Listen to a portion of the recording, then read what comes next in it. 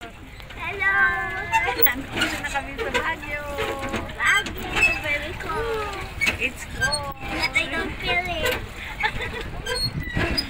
Yes. Naka-jacket na ako eh.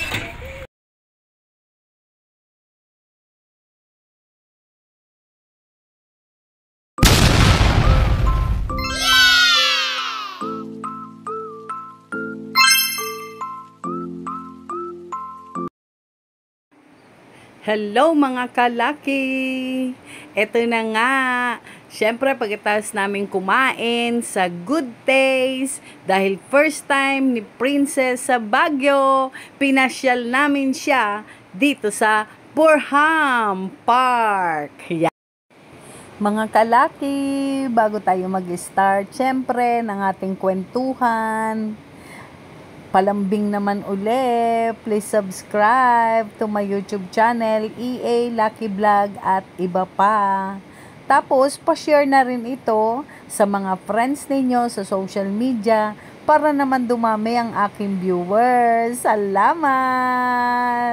Ayan na nga, masayang masaya si Princess kasi syempre, inikot namin siya, naranasan niya na kumain ng taho na may strawberry at mayroong ube.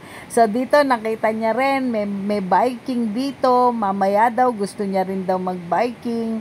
At ito nga yung mga exhibitionist na nahandito rin, exhibitionist ng bike, ng kung ano-ano yan, natalon-sal din ng talon, ayan na! Ngayon, nandito na kami sa boating.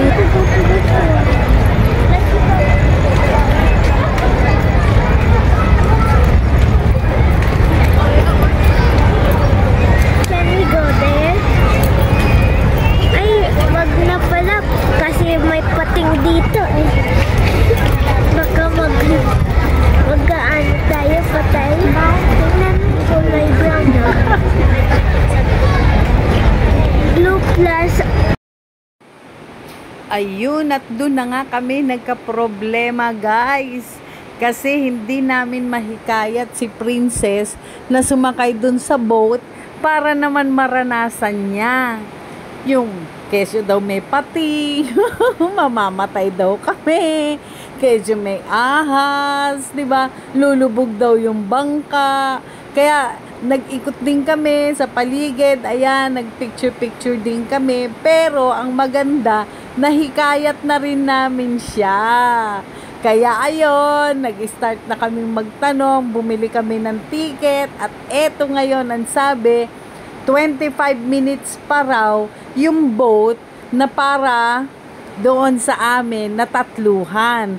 Siyempre, nasa waiting na kami pagkatapos namin magbayad. At ang dami pang tanong ni Princess, baka daw lumubog, baka daw malalim, gano'n na ba kalalim, baka daw may sumungaw na pating.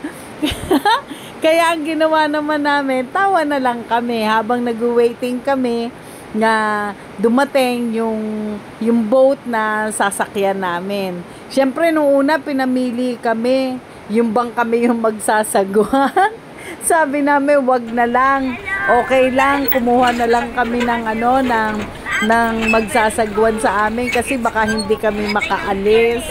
Oh, ayan na, nakasakay na nga kami. Masayang masaya si Princess.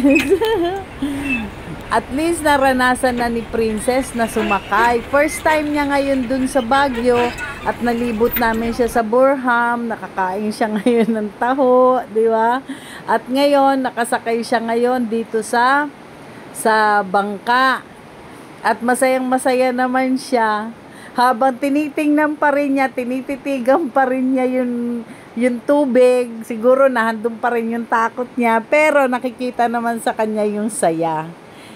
Ayan, di syempre, nagpicture, nag-video, and then, in-interview ko na rin itong aming boater, yung nagsasagwan. So, ang sabi niya, dati pala itong reserve water dito sa Baguio. Hindi ko lang malaman kung kailan nag-start kasi may sagot siya na 2009, may sagot din siya na 2011. So, bahala na kayong mag-isip kung kailan nag-start itong Burham na to, ng boating na to. So, ang sabi ko, stagnant water siya, diba? Oo daw. Buti hindi bumabaho. So, sabi niya naman, nilalagyan daw ng gamot pagkaalam ng bumaho. At meron din naman itong mga isda. Kaya lang, bawal mangisda. Siyempre, habang kami nagbo-boating, ayun, tumawag naman si Lorna. Nakipagchika-chika at gusto niya rin makita yung palibot. At kami nag-usap na babalik kami uli dito sa Burham para kasama naman siya. Diyan, dito pala sa Baguio. So, masaya yung aming pasyal. At sana dito, guys, please subscribe to my YouTube channel and share. Tapos, join na rin kayo sa aking subscription. So, please watch hanggang